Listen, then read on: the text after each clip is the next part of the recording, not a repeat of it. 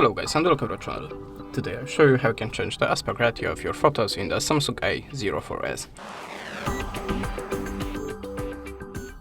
So, at the start open the camera app. Then in the photo mode you can see that we have a aspect ratio icon. Now just choose your zeroed one, the full one or the square one.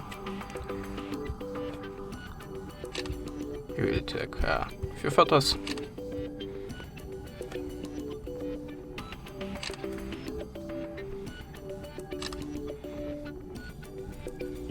And how you can see, we have a few photos in the virus aspect ratio. That's it. Thanks for the watching, leave us a subscribe or a comment, and goodbye.